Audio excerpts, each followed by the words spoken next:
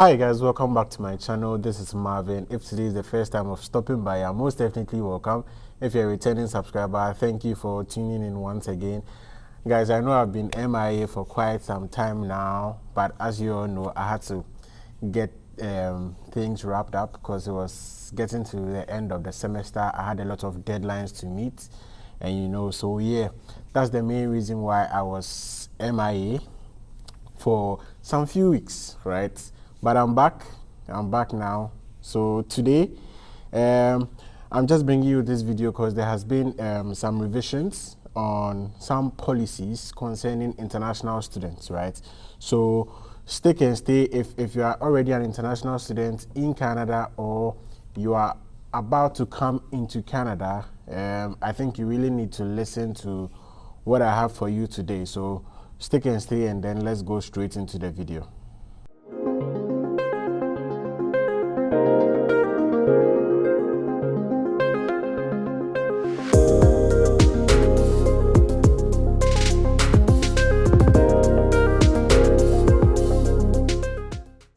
The main purpose for an international student to be in Canada is to study. However, since most students are currently halfway through their school year and some are working full-time to meet their needs, we will extend the temporary policy that has allowed eligible international students to work more than 20 hours per week through till April 30th of 2024, the end of the academic year. Yeah, so on December 7th, 2023, I think 2 days ago, as at the time of me shooting this video, the Honorable Minister for Immigration, the Honorable Mark Miller, made some, revisions to requirements to better protect international students. And I think there are like 4 or 5 major points he talked about. And I'm just going to be reading short excerpts from his speech, right? So let's just pay attention. So the Honorable Mark Miller, Minister for Immigration, Refugees and Citizenship, announced today that starting January 1st, 2024, the cost of living financial requirements for study permit applicants will be raised so that international students are financially prepared for life in Canada. So let me just go straight to the necessary part. The cost of living requirements for study permit applicants has not changed since the early 2000s, when it was set at 10,000 Canadian dollars for a single applicant. Now, for 2024, a single applicant will need to show they have 20,635 Canadian dollars in addition to their first year of tuition and travel costs.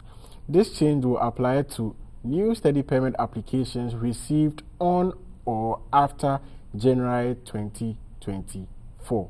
January 1st, 2024.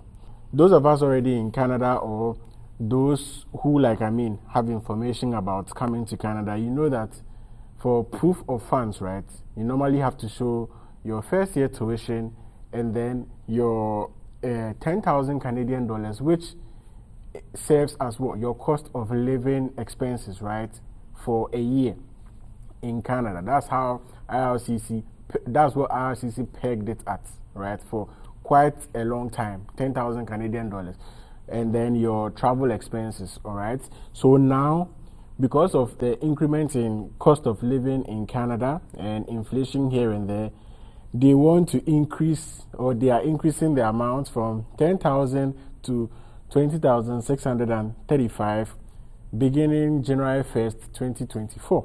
So now it means that if you're a student coming to Canada, you have to show your first year tuition. For instance, if maybe your total tuition is 20,000 Canadian dollars, right? Your first, maybe it's for 2 years, your first year tuition will be 10,000 Canadian dollars. And before, instead of you showing extra 10,000 Canadian dollars as your cost of living expenses, now from 1st January 2024, you are required to show 20,635 for your cost of living expenses. So if you combine just your first year tuition and then your cost of living expenses, you're already in the 30,000s, right, aside your travel expenses here and there. So that's a lot now for you to prove or for you to show, right? And as you all know, that is just like the basic requirements. So you are even supposed to show in excess, right? Logically, you are supposed to show in excess of whatever you are supposed to, whatever amount you are supposed to prove, right? So yeah, that's like also a major point you guys have to take note of. So if you already have all your documents, gathered, you might as well just apply now that we have some few days before the new year begins, and then this policy kicks in. So if you have all your documents gathered, if you have already received your LOA from your DLI, I suggest you apply now to save yourself the stress of proving more funds. And he also said that this announcement follows important reforms to the International Student Program announced on October 27th, 2023. So last year, October 27th, this year, October 27th, they made some reforms as well regarding the development of a new framework to recognize learning institutions that provide top quality services and support, including housing to international students. So all these, they are just trying to bring new reforms, because now it looks like a lot of DLIs are, giving admission to more students than they can cater for, right, in terms of quality education and then housing as well. And he also went on to say, we expect learning institutions to only accept the number of students that they can provide adequate support for, including housing options, like I already mentioned. So he went on to also state that ahead of the September 2024 semester, which is next year, we are prepared to take necessary measures, including limiting visas, to ensure that designated learning institutions provide adequate and sufficient student support as part of the academic experience. In order to achieve this result, it is imperative to work together with provincial and territorial governments, learning institutions, and other education stakeholders so we can ensure international students are set up for success in Canada. So, clearly taking into account what I've just read, it means that they are really serious about this, telling the schools not to over-admit students, right? And the IRCC is willing to cut down the number of student visas, right, that are issued, to international students.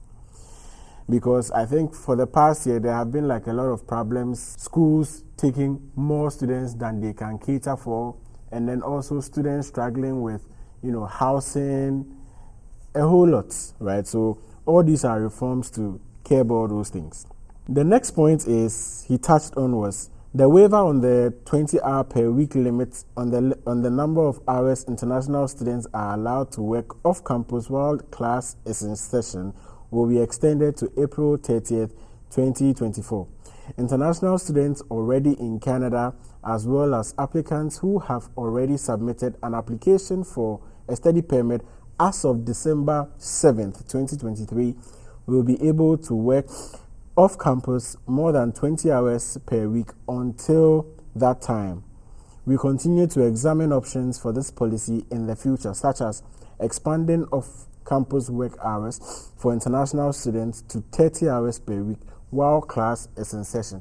So this is massive relief to some of us who are already in Canada and those who have already gained admission and, they are on their way coming to Canada.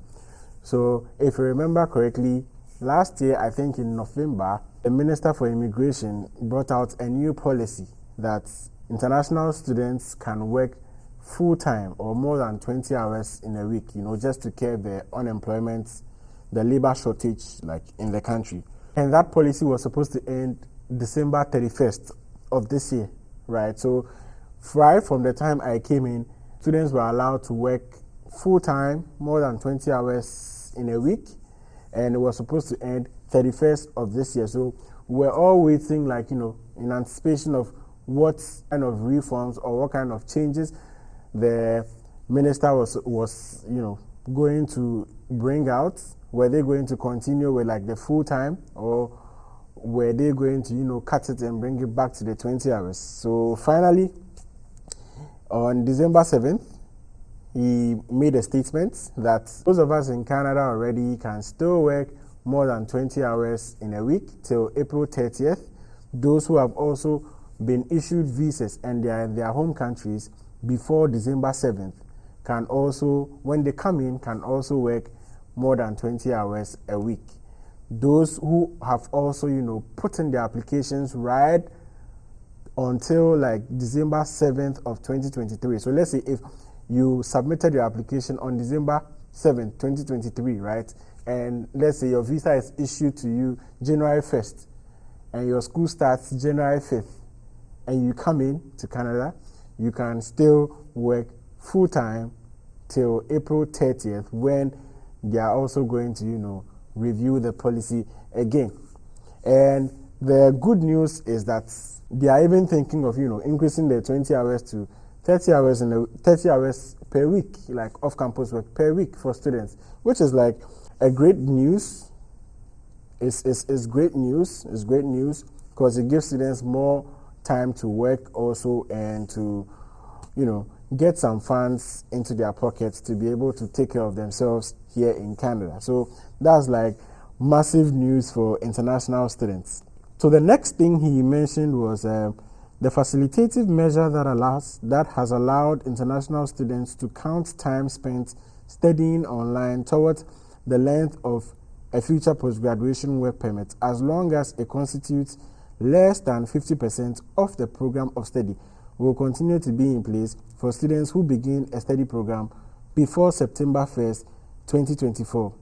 This measure will no longer apply to students who begin a study program on or after that date.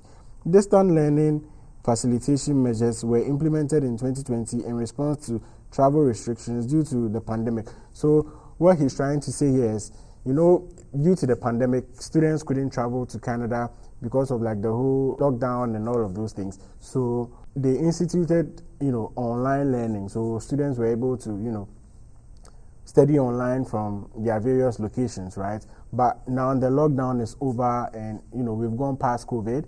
So most class sessions are in class, or most schools do in-person learning, right? Or in-person, studying now. So what they are trying to say is that even if you are taking online studies, right, it should be less than 50% of your total program of study. Because now there's no excuse for you not to be able to come to Canada, right? So that's also the next point he touched on. So the last point I'll be talking about from his speech concentrated on Pgwp extension. And this is very important. So in response to labor market disruptions during the pandemic and post-pandemic recovery, a temporary policy was introduced on 3 occasions to provide an additional 18-month work permit to post-graduation work permit holders as their initial work permit was expiring. Foreign nationals with a post-graduation work permit expiring up to December 31st, 2023 remain eligible to apply. However, this temporary policy will not be extended further. So I think this is also like a relief for people whose work permits were expiring by the end of this year, because it means that your validity of stay here in Canada is over. You have to go back to wherever you come from or wherever you came from, right? So I remember back in the day, because of COVID, people's postgraduate work permits, were extended, right? Because people couldn't travel in and out. So they were issuing like 18 months extensions to postgraduate work permits. And mind you, postgraduate work permits, you can only get it once, So once you have your postgraduate work permit issued to you and it expires, it can't be renewed again, or you can't get it again. So it's just a once in a lifetime thing, right? And then, like on the news and on social media, a lot of students were complaining that, their postgraduate work permits were expiring and all of that. They've paid a lot of school fees here and there. They've paid taxes, and then and they have to now go back to their home countries, you know, a whole lot. I was just following on the Twitter space, right? And there were a lot of students like talking, like, you know, voicing their concerns. So this comes as a bit of relief if your postgraduate work permit is expiring this year, right? So it means if your postgraduate work permit is expiring from January next year onwards, it means you don't qualify for this extension, and there'll be no more postgraduate work permit extensions, right, after this particular one, right? So it means if you get your 1 year postgraduate work permit, if you get your 2 years or 3 years postgraduate work permit after graduation, it means you have to, you know, be very intentional, right, about securing your stay here in Canada. If it's through a job, get a job and then get your PR done, you know, because that is the only way you can stay here longer or beyond the expiry date of your postgraduate work permit. So these are the points the Honorable Minister talked about, and it's very important. It's very important. It means that international students will have to show more money or more proof of funds, you know, in coming to Canada. And things are getting tough. Things are getting tough, I must say. Things are getting tough. I don't want to say more because I have a video coming up, and then I've talked about some of like these struggles and the difficulties here in Canada. And now Canada is not the same as it used to be before, like a couple of years back. Even from last year when I came into this year, there has been like a lot of changes, you know, a lot of changes. And day in and day out, changes are occurring. Things are happening. So, yeah, I wouldn't want to bore you so much. I will talk about more stuff in my next video coming up. So make sure you tune into my channel again to watch that video. If you haven't watched any of my content, kindly do well to go back, scroll back, and make sure you feed on my content, guys, to grow this channel. If you haven't subscribed to my channel yet, please do well to subscribe to my channel, and don't forget to like, comment, and share this video as well. See you same time next week.